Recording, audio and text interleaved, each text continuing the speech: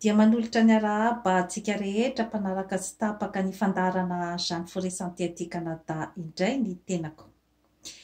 Androany moa zany dia nofidiako manokana ny andro izay anolorako farany zany ny fandaharana amin'ny teny malagasy satria efa mba maromaro ihany ny fandaharana tamin'ny teny malagasy izay natolotro teto kanefa maro dia maro zany ny kanadianina sy ny olona hafa fiheviana zany magataka ny mba anaovako azy amin'ny teny frantsay ary indrindrandrindra koa zany ny zanako dia mba nagataka hoe mama mba ataovy amin'ny teny frantsay amin'izay ny fandaharana fa mba izahay koa mba intéressé ny iaino ny zavatra izay lazainao. Ka efa ela moa zany no nangatahany be sy ny maro an'izay fandaharana izay fa ny tenako moa zany noho ny fitiavan-tanindrazana dia betsaka ny zavatra tiako lazaina ny mpiray tanindrazana ka tsy nitsitsiko aina izany zavatra rehetra izany ary dia nataoko matetika ary ny tenako akory tsy journaliste ary tsy professionnel amin'ny resaka firesahana amin'ny tony YouTube itony kanefa kosa tsy amin'ny télé isika fa amin'ny YouTube dia afaka miteny izay tiany ho tenenina daholo ny olona rehetra ary tsy manam-potoana ny anaovako ny montage sy ny anaovako ny zavatra rehetra satria maro dia maro ny zavatra tiako tenenina amintsika vahoaka malagasy ka izay no antony tsy nieritreretako ny resaka hoe amboatra zavatra maro zany va ça fait partie aussi de moi-même, ça fait partie aussi de ma personnalité. Ny hevitra zany no tena hoe tiako ampitaina betsaka zany amin'ny malagasy mpiray tanindrazana ka dia samy mahay miteny frantsay daholo sika samy afaka mahafantatra ny zavatra tiana ho lazaina dia raha ohatra ka mbola betsaka ny liana zany iaino ny amin'ny teny frantsay dia akatoavina tompoko makasitraka tompoko lahy sy tompoko vavy. Ny resako farany eto moa zany dia afatrafatra momba ny coronavirus mbola niverina ary nandona mahery vaika zany ny coronavirus indrindrandrindra moa zany aty Amerika Avaratra amin'izao fotoana izao ka dia maro zany ny fahafatesana ary dia maro ny voan'ny aretina sadaikatra dia sadaikatra ny be sy ny maro amin'ny resaka vaksiny satria toa mbola tsy tena fantatra zany ny tena hoe efficacité-n'ny vaksiny. Ny tiako aboara fotsiny zany amintsika malagasy dia ny hoe ninona fisamboaravoaran'ny zavatra rehetra manodidina dia ny tenanao aloha no jereo voalohany indrindra ny fahasalamanao. Efa betsaka ny fandaharana momba ny coronavirus izay natolotro teto ary tsy nitandro asa saranao ny nanolotra izany teto ka mba mety nisy angamba dia tanako kely ihany ny fanomezana an'ireo karazana torohevitra ny malagasy fa mbola averiko eto ihany fa tsy misangy ny coronavirus ary miamahery vaika izy ankehitriny. Averiko eto ihany ny torohevitra izay nalefako teto hatramin'izay dia ny azo adino ny manao ny masika, azo adino ny manasa tanana na impiry na efa 10 mahery ara ianao no manasa tanana dia aza kivy. Aza mikosomaso, aza mampiditra tanana amin'ny vava na amin'ny orona na amin'ny sofina. Mila sasana tsara daholo zany ny tanana alohan'ny hikasikasika an'ireo toerana rehetra ireo. Aza mifanoroka, indrindra koa moa zany ny mpifankatia, satria ny rora dia isany tena mampalaky mifindra azy io. Zany zavatra rehetra izany dia zavatra tokony ho tandremana. Minana ny sakafo ara-pahasalamana, indrindra moa zany any crudité. Efa natoroko teto ireny karazana jus de légumes, satria reny no mora itelemana zany ny crudité, satria tsy misy afa-tsy ny crudité no afaka hitondra ny otrikaina izay matanjaka indrindra amintsika olombelona. Ary misy tro rano-mafana,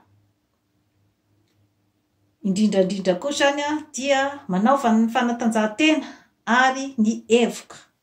Zava-dehibe ny evoka na amin'ny ravitsara na amin'ny sarô, satria iny no karazana entona miditra any amin'ny taovam-pisefona izay mety hiaro bebe kokoa zany ny taovam-pisefona.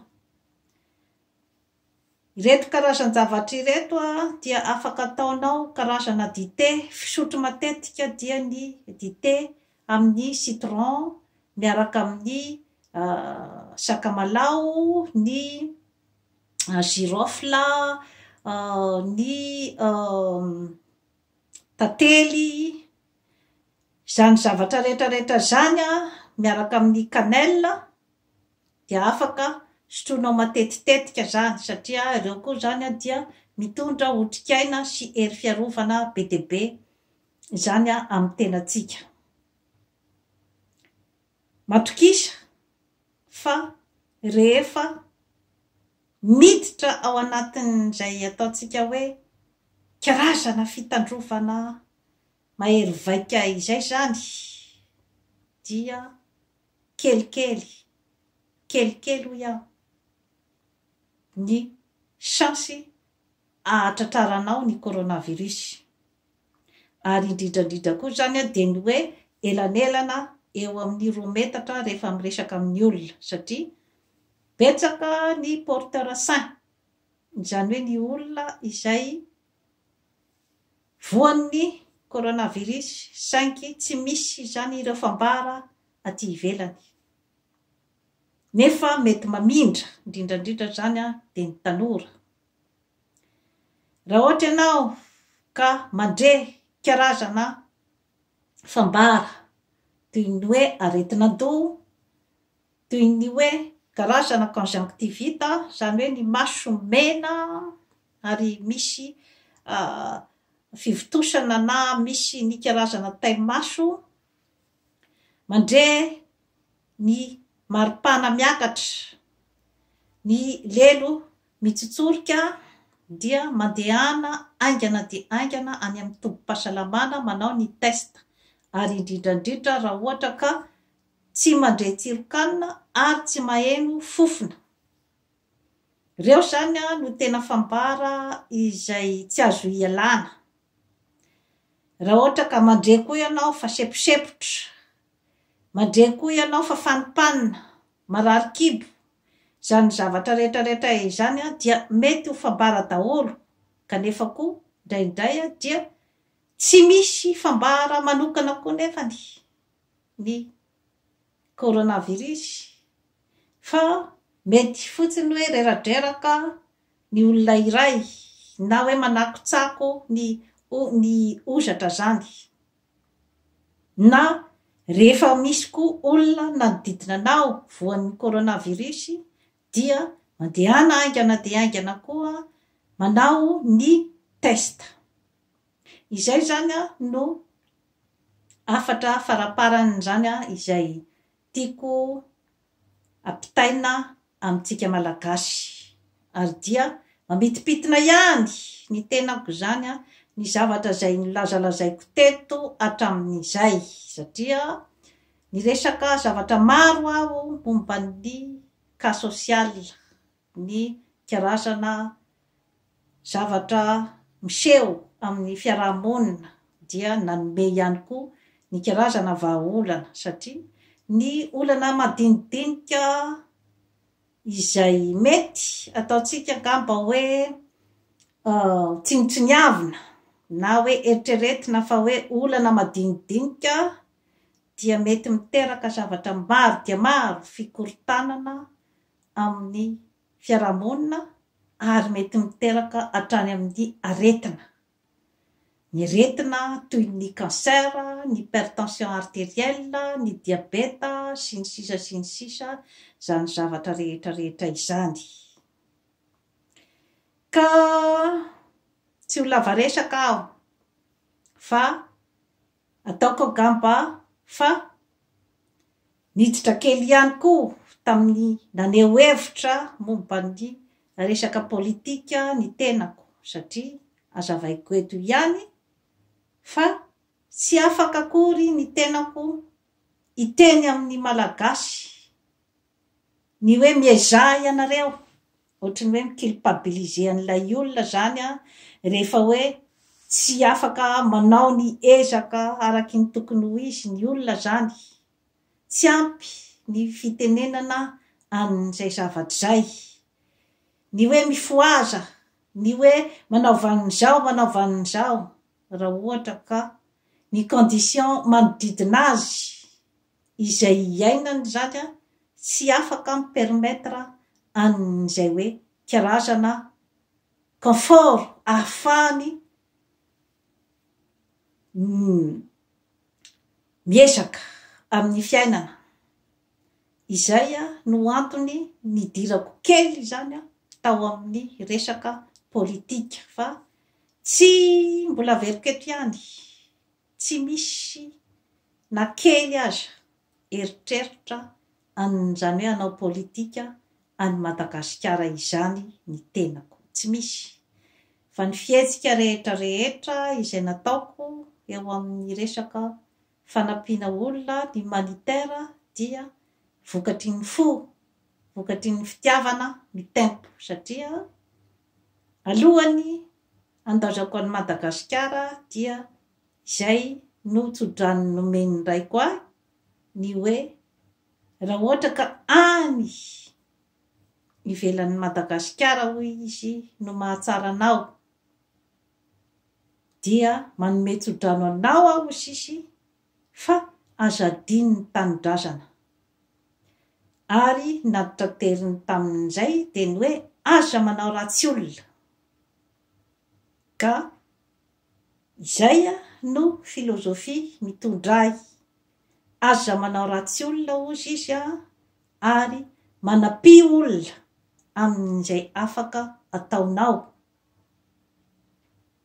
dia izao totosaiko amin'ny zavatra ataoko izao ary tsy misy intérêt particulier ny zavatra rehetra izay natolotry teto fa dia raisiko ohatran'ny bénévole ho an'ny tanindrazana tsy misy somatsy misy mieritreritra hoe resaka adversaire politika na ohatran'izay zany tsy atompoko tsy any amin'ny politika no misy ny talentako saingy afaka manome torohevitra aho ary indrindrandrindra koa ny filozofia izay mitondray dia ny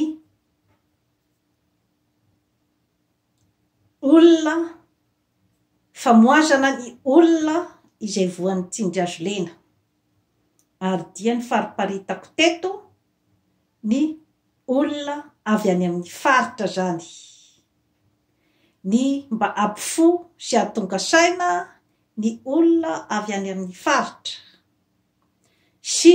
ny fampandrosoana ny any amin'ny faritra ka isika malagasy rehetra no afaka mifarimbona amin'izay toejavatra rehetra izay.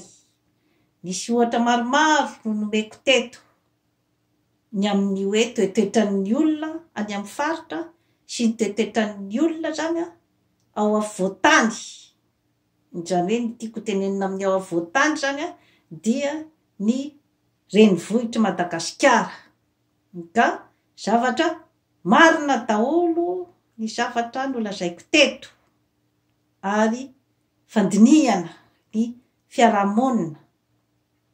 Ka raha ohatra ka misy tohina ohatra ny amin'ny famariparitako ny hoe ijerevana ny faritra.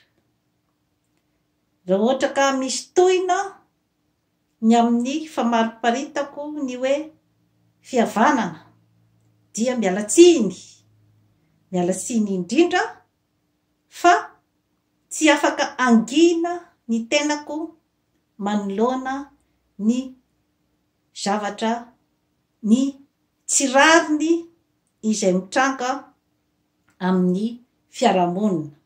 Ary zany zavatra rehetra izany dia ahafantaran'ny Kanadianina ahy koa ary itiavany zareo izay franc-parler zay amin'ny toerana rehetra izay andehanako.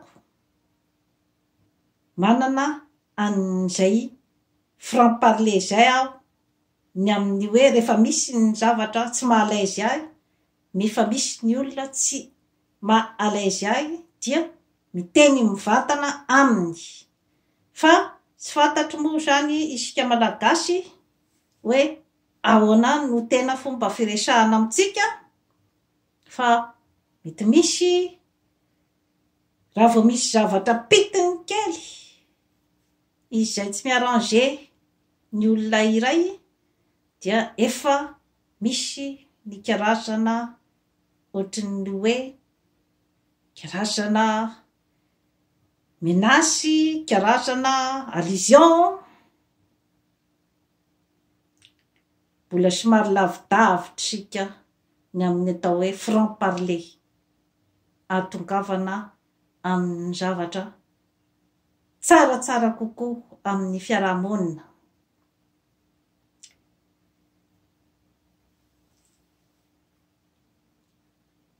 Ny tenako tsy anjely izay dia lazaiko atsika rehetrarehetra ary tsy misy ny anjely, tsisy ny anjely eto ambonin'ny tany fa mba nametraka ny anjara biriko amin'ny fanasoavana ny firenena ny tenako. Tsy nahavita betsaka fa mba efa nametraka. Aza matahotra ny mpanao politika, tsy misy mihitsy ny idirako amin'ny resaka politika satria fantatro ny talentako amin'izay hoe mahitsy. Fantatro ny talentako amin'ny hoe mahitsy fiteny ka mety vao miditra amin'ny sehatra politika aho dia efa maty, efa misy mamono. Ka ny zanako mbola milay fa manoro hevitra an'izay hoe afaka mandray azy ny tenako mba apety any Madagasikara. Dia toy izay sy toy izay no azoko natolotra antsika anio dia maleova malasana tompoko lahy sy tompoko vavy. Ny fomba tempo amin'ny fitiavan-tanidrasana dia tsy mahalavitany. Betsaka ny zavatra miseho any Madagasikara amin'izao fotoana izao. Ka tsy afaka anakombona ny vavako ny tenako fa nandritra n'izay fotoana niarahantsika ny tafatafa teto izay afaka vadibadikareo daholy ny torohevitra rehetra izay efa natoroko hatramin'izay tsy tao anatin'ny professionnalisme ny mpanao gazety nanaovako azy fa dia tamin'ny pahatsoratra tanteraka ary natolotra tamin'ny mpitiavana ary natolotra tamin'ny fo izay feno fitiavana. Raha ohatra ka mbola misy liana zany ny anarakay amin'ny teny frantsay dia miopana indrindra zany amin'ny entreprenariat no ataoko amin'ny teny frantsay sy ny fomba fisakafoanana ny nutrition zany ary indrindra zany dia ny fitaizana vatana, saina ary fanahy. Efa ela dia ela ny mentorko no teny hoe inona ihany ary ty teny gasinao ty. Tsy ny olona rehetra no mahazo an'ity teny gasinao ty fa mbola nisatrisatra teny ihany moa zany tamin'ny fitiavan-tanindrazana. Ka raiso amin'ny fotsotra tompoko lahy sy tompoko vavy. Aza asiana resaka mibadimbadika. Hoe izao angambany tiany io atao. Izao angambany te hirehareha ohatraohatran'izao. Aza atao an'izay. Aza atao an'izay. Ary tandremo sao dia diso fahavalo. Tandremo sao dia diso fahavalo ho sika mpanao politika. Ka ny olona tokony ampandroso ny tanidrasana no ho potepotehana. Tsetsatsiaritra ny ahy, trafika ianao me mahery, ambava homana, ampomeritreritra. Veloma tompoko.